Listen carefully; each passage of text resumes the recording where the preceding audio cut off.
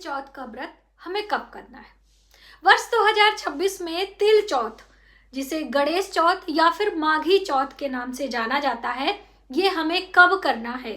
पहली बार व्रत करने के क्या नियम हैं, पूजा कितनी बार हम करें, और चंद्र को अर्घ देने के बाद पूजा करना है या पहले ही पूजा करके रख सकते हैं। व्रत खोलने का सही तरीका क्या है, क्या खाकर हम व्रत खोलें, पूजा में क्या क्या चीजें हमें चढ़ानी चाहिए, बहुत सारी बातें। तिल चौथ, माघी चौथ, तिलकुटा चौथ व्रत करने के क्या नियम हैं, आइए जानते हैं। संपूर्ण नियम, संपूर्ण विधि, जैसे कि हमारे यूपी प्रयागराज में हम लोग करते हैं, वह विधि हम आपको बताएंगे। आप अपने कुल परंपरा के अनुसार कुछ चीजें इधर उधर यानी कि चढ़ाने में कर सकते हैं, क्योंकि अलग अलग प्रांतों में अलग अलग चीजें भी चढ़ाई जाती हैं। पहले ही मैं आपको बता दूं कि जो गणेश चतुर्थी है या तिल चौथ है, माघी चौथ है, ये माघ महीने की चतुर्थी तिथि पर किया जाता है और इसे तिलकुटा चौथ भी कहते हैं। सभी संतानवती स्त्रियां इस व्रत को करती हैं।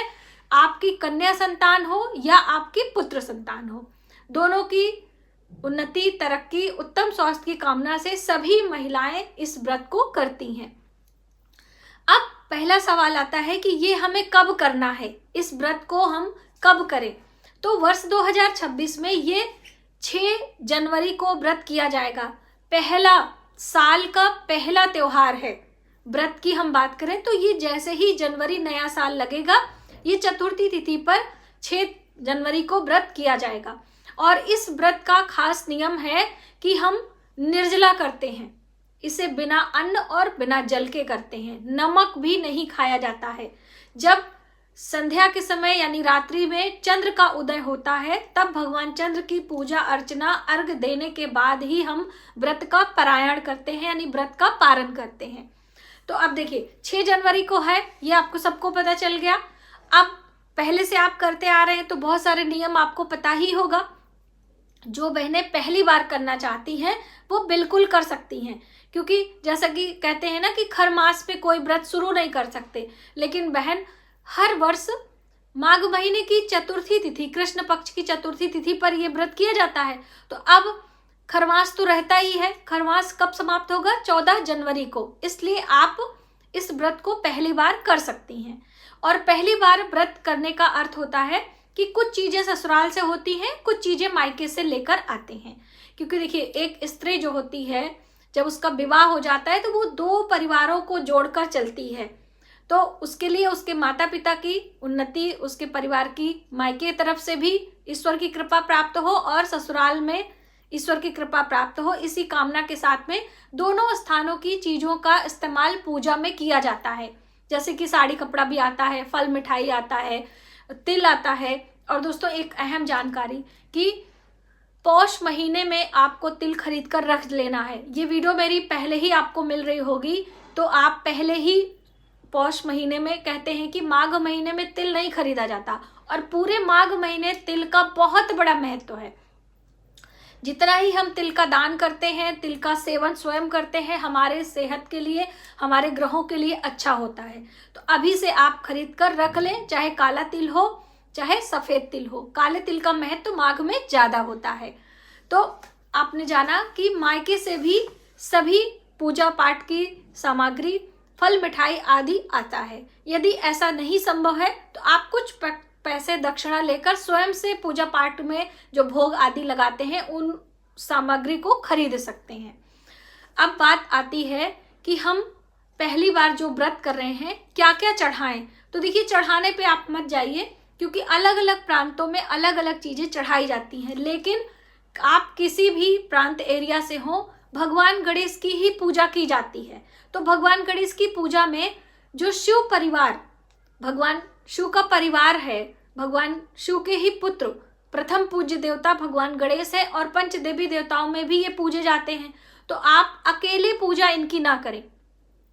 भगवान गणेश के पीछे दरिद्रता का वास होता है, और कभी भी इनकी पूजा अकेले नहीं की जाती। या तो रिद्धि सिद्धि के साथ की जाती है, इनकी पत्नी है रिद्धि और सिद्धि, इनके पुत्र है शुभ और लाभ। और इनके माता पिता भगवान शिव और माता पार्वती हैं। तो यानी शिव परिवार की पूजा प्रतिमा रखकर हम पूजा करते हैं और सकट माता की पूजा करते हैं। सकट माता ने ही सर्वप्रथम ये चतुर्थी तिथि का व्रत किया था और भगवान गणेश की कृपा उनके संतान, उनके परिवार पर हुई थी। इसी मान्यता के अनुसार इस दिन सकट माता की भी पूजा की जाती है, इसीलिए संकटा चौथ के नाम से भी इस व्रत को जाना जाता है। ठीक है, तो आप सभी भगवान शिव के परिवार के साथ में भगवान गणेश की पूजा जरूर करें। कलश लगाएं, तो इसमें दीप कलश या श्री कलश कोई भी लगा सकते हैं। वैसे ज्यादातर देवताओं के पूजन में दीप कलश यानी कलश के ऊपर दीपक रखकर पूजा कर सकते हैं। और तारों के छांव में पूजा करने की बात है, जैसे है ना कि कितनी बार हम पूजा करेंगे। तो देखिए, जब सुबह उठेंगे 6 जनवरी को स्नान ध्यान करने के बाद अपने पूजा मंदिर में ही, जो आपके मंदिर में भगवान गणेश हैं, आप संकल्प ले सकते हैं मन में भी और प्रत्यक्ष रूप से भी कि भगवान गणेश आपके पूजा आराधना इस चतुर्थी तिथि पर हम पूर्ण श्रद्धा भाव से निर्जला व्रत करते हुए करेंगे। आप मेरे पूरे परिवार पर अपनी कृपा बनाएं, हमारे सभी निर्विघ्नों को मतलब कार्यों को निर्विघ्न संपन्न करें, हमारी संतान की उन्नति और उसे निरोगी काया दें। ऐसी संकल्प के साथ में आप व्रत शुरू करें। दिन भर आप निर्जला करेंगे और संध्या के समय, जैसे पूजा सुबह एक बार आपने कर लिया, अब शाम को तारों की छांव में पूजा की जाती है। कोई भी चतुर्थी हो, चाहे बहुला चौथ हो, संकष्टी चतुर्थी हो, तिल चौथ है, करक चतुर्थी है जो कार्तिक महीने में हम सभी करते हैं, तो तारों की छांव में पूजा। लेकिन अभी क्या है कि जगह वगैरह लोगों के पास कम होता है, तो लोग कमरे में कर लेते हैं और फिर जाकर छत पर बालकनी से भगवान चंद्र को अर्घ देते हैं। देखिए, चंद्रमा माता लक्ष्मी के भाई हैं, उनकी पूजा उपासना करने से आपके जीवन में लक्ष्मी की भी कृपा बनी रहती है। इसलिए चंद्र पूजन के बाद ही हमारा व्रत संपन्न होता है। तो आप इस चीज का ध्यान रखें। और पूजा आप पहले भी कर सकते हैं, जैसे कि जो बड़ी उम्र की हमारी माताएं हैं, चाची हैं, जो जिनका उम्र हो चुका है और सर्दियों के मौसम में है, तो वो लोग क्या करती हैं, शाम को 5 बजे पूजा का शुभ मुहूर्त भी है। आने वाले समय में हमें पूजा कब करना है, किस तरीके से करना है, वो वीडियो मैं आपके लिए बहुत ही जल्द लेकर आऊंगी। किन किन सामग्रियों की आवश्यकता होगी, तो वो सब जानकारी ऑलरेडी भी है और अभी नए में भी हम आपको लेकर आएंगे। लेकिन थोड़ा सा ध्यान रखें कि पूजा शुभ मुहूर्त में करके आप बाद में चंद्र को अर्घ दे सकते हैं। अब कोई कोई लोग क्या करते हैं कि चौकी लगाए रहते हैं, पूजा करते करते चंद्र का उदय हो जाता है, क्योंकि टाइमिंग सब आपको पता ही रहती है, गूगल पे वहां भी सर्च करके।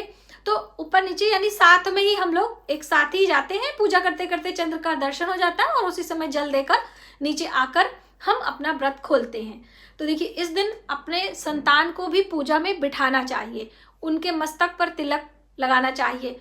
संतान से दूर्वा घास, लड्डू का भोग भगवान गणेश को लगाना चाहिए और उससे धागा हाथ पे, दाहिने हाथ में शुभ कामना के साथ में बांधना चाहिए। अपने बच्चों के जितने भी संतान है, ऐसा नहीं है कि कन्या है, पुत्र है, कोई भी संतान है, आपको उनके मस्तक पर तिलक और आशीर्वाद भगवान को दिलाना चाहिए। आप जब पूजा कर लेते हो तो साथ में देखिए, परिवार के साथ पूजा करने से यही होता है ना कि बच्चों को भी ज्ञान होता है कि ये सब चीजें क्यों की जाती हैं, कैसे की जाती हैं।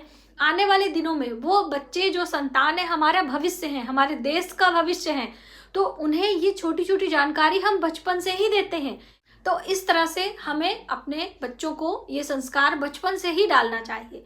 और भगवान गणेश को तिल, जैसे कि माघ के महीने में है, तो तिल का ही अक्षत चढ़ाएंगे, तिल के लड्डुओं का भोग लगाएंगे, दीप तिल के तेल का लगाएं। और जो हम फलाहार बनाते हैं वो भी तिल के तेल में ही बनाते हैं। वैसे देखिए, बनाने को हम मूंगफली के तेल में, शुद्ध घी में बना सकते हैं, लेकिन तिल का सेवन और तिल का दान बहुत शुभ माना जाता है।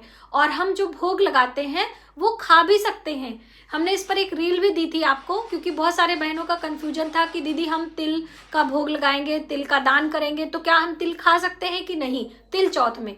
तो बिल्कुल, आप जो 4-4 लड्डू, जैसे कि 4 की संख्या में हमारे यहाँ भोग लगाया जाता है, 4 लड्डू, 4 जो उसका रामदाने का लड्डू, 4 प्रकार के लड्डू लगाए जाते हैं, 4 प्रकार के फल। बहुत सारे लोगों के यहाँ तो मूली, गाजर, बैगन ये सब चढ़ाया जाता है, लेकिन हमारे परिवार में नहीं चढ़ाते। हमारे यहाँ सिर्फ जो मकोई होती है वो, और अमरूद, केले, और एक और कोई फल, कोई भी 4 प्रकार के फल, 4 प्रकार के लड्डू, और जो हम लोग फलाहार बनाते हैं वो भी चढ़ा देते हैं। यानी कि जो लापसी वगैरह रहती है सिंघाड़े के आटे का, वो सब भगवान को भोग लगाते हैं। नमक का त्याग किया जाता है, नमक नहीं खाते हैं।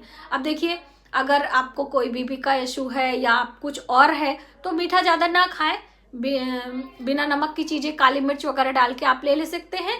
रात्रि में 12 बजे के बाद आप हो सकता है तो नींबू पानी वगैरह पी सकते हैं गुनगुना, क्योंकि सर्दियों का मौसम है तो अपनी सेहत का भी हमें ध्यान रखना है।